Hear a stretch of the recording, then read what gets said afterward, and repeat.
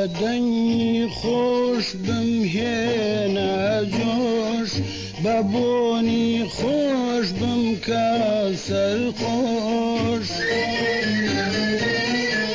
بەدەنگی خۆش بمهێنە. گەڕەکی ئاخور حوسێن دەکەوێتە خواروی گەڕەکی ئیمام قاسمەوە لە گەڕەکە کۆنەکانی شاری کەرکووکە و هاوسنورە لەگەڵ گەڕەکی بەرتەچیا ئیمام قاسم بڵاخ جمهوریەکان. پێشتر بەشێک بوو سەر بە گەڕەکی ئیمام قاسم، بەڵام لە ئاکامی گەشە و گەورەبوونیدا لە سەرژمێری ساڵی 1940دا وەکو گەڕەکێکی سربەخۆ مامەڵی پێوە کراوە.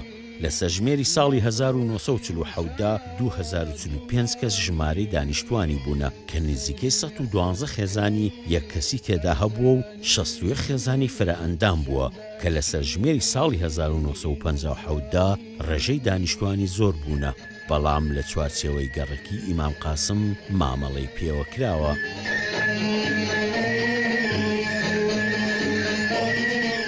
سەیری خۆتکەی ئەزانی سەبارەت بە ناوەکەی بیرۆڕای جیاواز هەیە، جۆرا جۆر لێک دراوەتەوە کە لە سەرژمێری ساڵی 1940 بە ئاخر حوسێن تۆمار کراوە کە بە کوردی ئاخور حوسێن دەخوێندرێتەوە کە ڕاوڕاوەکەی لەسەر پیتی خاکە جێگیر دەبێت.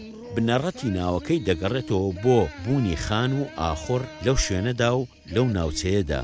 لادێنشینەکانی ناوچەی شوان و دەوروبەری کە هاتوونەتە شار لەو خانەدا ماونەتەوە کە ئاخوڕی حوسێنی ناوێکی لێبووە.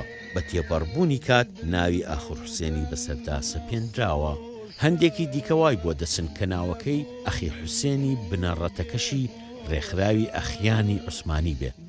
دامەزراوێشی کۆمەڵایەتی بوو لە سەدەی 13ەمەوە لە نێو خاوەن پیشە ئازادەکان و کاسبکاران و بازرگانەکانی ئەنادۆڵ بڵاو بووە. دواتر شێوازێکی سەربازیان وەرگرت و لە شەڕەکانی عوسمانی دژی بیزەنتە بەشداریان دەکرد، بەڵام دوور و نزیک هیچ ڕقێشیان یان چالاکیێکیان نەبووە لە کەرکووکدا، بۆیە بنەڕەتی ناوەکە ئەخیان دوورە لە ڕاستیەوە.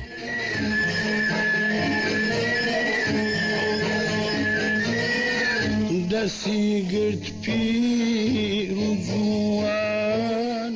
ئەم گەڕەکە دەکەوێتە نێوان گەڕەکی زێوێ و چەمی خاسە و گەڕەکی قەڵاوە کە شەقامی سلێمانی هەندێک لە ماڵەکانی دابڕی دای بە پاڵگەڕەکی بڵاغدا.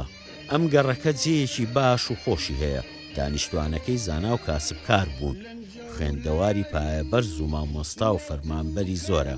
گەڕەکەکە خەڵکی پارەدار و بازرگان و دەوڵەمەندی زۆر بوو، کوردێکی خاوێن و بێوەی بوون.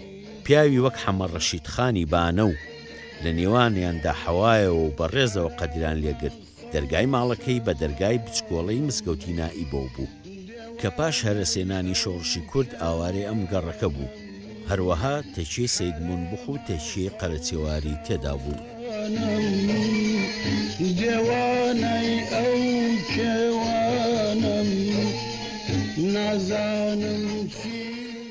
بنەماڵەی سەیدمون بخ هەبوو، پیاوێکی دیێوانە و دەروێش بوو، مت و موروی بە قەت خۆیان کردووە و خەڵک بە پیاوی خۆیان زانیوە.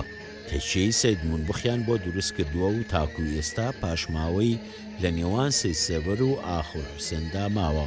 هەر لەم گەڕەکەدا لە پشت مزگەوتی نائیب مەقامی باگتاشەکان هەبوو لە خانوویەکدا کە بە تایبەتی باگتاشە کوردەکانی داقوق و تازە و دۆزخورمات و سەردانیان دەکرد و پیرۆز بوو لەلایەن.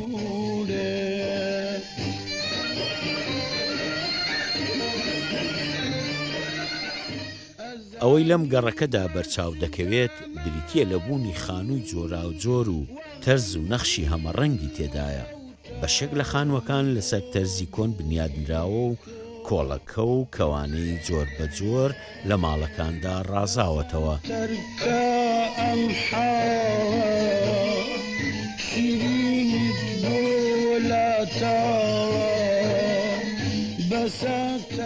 ئەم گەڕەکە ماوەیەک شوێنێکی گرنگی بازرگانی بووە و خەڵکی لە گوندەکانی شوانەوە کەلوپەلەکانیان هێناوە و لەم بازاڕەدا ئاڵوێردیان پێکردووە و تا هەشتاکانی سەدەی ڕابردوو شوێنێکی گرنگی هەبووە.